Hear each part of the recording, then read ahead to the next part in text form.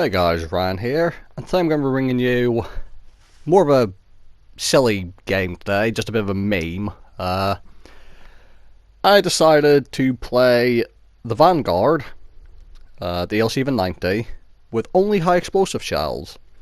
Now, something to note before we get into this game is I'm just going to be talking about some updates about my ear and everything. I'm just going to let the gameplay play in the back. That's why I thought I'd show this game, because it's more of a silly one. It's not really a proper game. And one thing before I get into my update, the Vanguard HE shells, it's a 90mm gun, but 90mm HE isn't the best anyway, and the Vanguard 90mm gun does less alpha than other 90mm guns at tier 8, so it's even worse. So, for any of you who are thinking about trying this, just know these high explosive shells are really, really bad, as is the whole gun of the LC-90. So just, if you're going to do it, just know you're in for a lot of pain. And I'm with Athena and Spandex in this, and as I said, I'm just going to leave the gameplay in the back, have fun watching me try and do this. And I'll jump into the game later.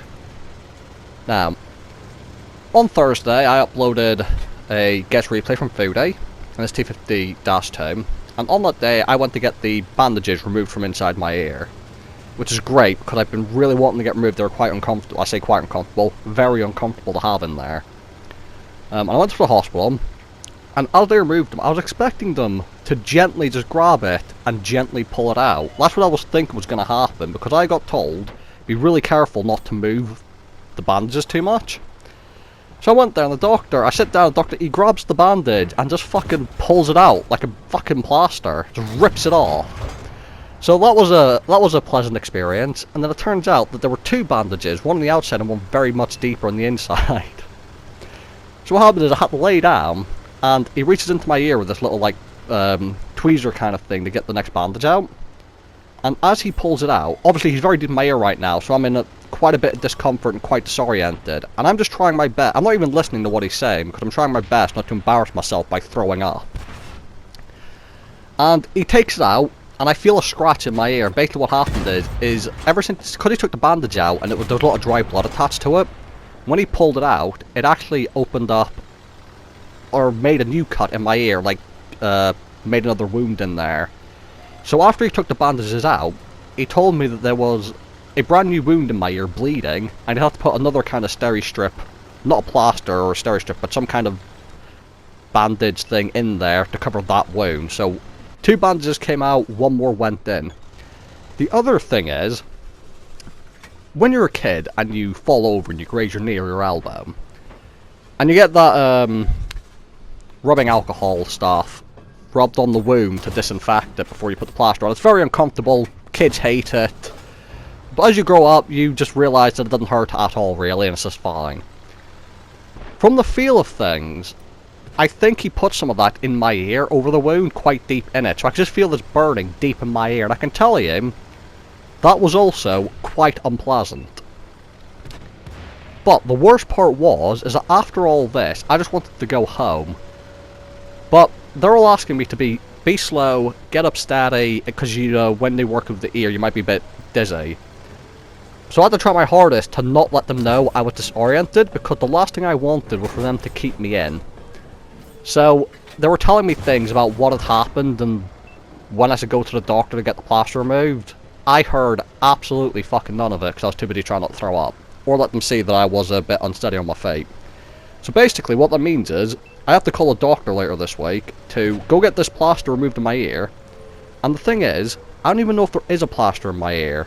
I just think he said that. He may have just disinfected the wound and left it at that and cleaned it up. I'm not too sure. So, I suppose the moral of the story is, try and be a bit more attentive when a doctor's trying to tell you things about what they're doing, rather than just sit there and agree because you want to leave. But good news is, now that all the bandages are gone, and once I get this plaster removed, all that happens now is, in 6 weeks' time, I'm going to get called back to the hospital, they're going to look at my ear, they're going to see how the eardrum is healed up, and then, the moment of truth, I will have a hearing test, and we will see if my hearing has improved or not. Now, the whole point of the operation isn't about the hearing. In fact, they tell you, if you just want to improve your hearing, don't bother getting the operation, it isn't worth the risk. The whole point of the operation, to close the hole in the eardrum, is to stop you getting infections as easily. Now that was nice too, but I'm mainly doing it for the hearing, because you can't join the armed forces with a hole in your eardrum, so I need to fix it anyway. But also, you can't join the armed forces if your hearing is impaired quite heavily, like mine was.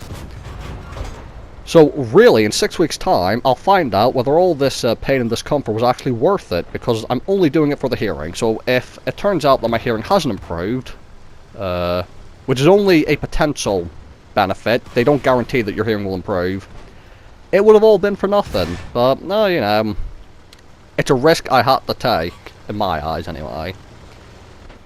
So 6 weeks' time, and then I'll find out if everything's good or not. But at the moment, ever since that Thursday with the cut in my ear, had a bit of bleeding on Friday, but so far I've only been really tired for whatever reason. Quite lethargic. Don't know why, hopefully that'll disappear. And I've not noticed any hearing difference as they pulled the bandages out, but they did say that I might not notice anything for a few weeks. Now in this game, you saw Spandex die by going over the sand dune and landing on some rocks. That was only the second time I'd ever seen that. I never knew those rocks were that dangerous, but apparently they are. Now it's just me and the Stone Cold, and the issue is, look at the enemy team up top. 4 heavies, a light, and a TD. The TD is a Diamondback, very well armoured TD. 2 Patriots, a Tiger 2, and a Chrysler K, and I only have high explosive. What the fuck am I supposed to do? I'm just going to tell you right now, I'm not winning this. With 26 shells left, I'm pretty sure even if I fire all of those shells, could I campaign these people, I don't actually think I have enough ammo to win this. Even if I did fire all of them. Gonna go help our Stone Cold. Going back round, and now I could run all the way around the map, but it's an encounter mode. They've got more people left alive, and they could just cap. I can't cap, because they'll just come to the cap and wreck me. And I can't kill all of them. And lo and behold, they're back on full health, which is just what I want to see. I saved the last shot because I was trying to track him there. I saved the last shot because there's a Patriot on low hit points, and I'm wondering if I can kill him. Try not to kill myself like Spandex did. Moving left and right, jumping over.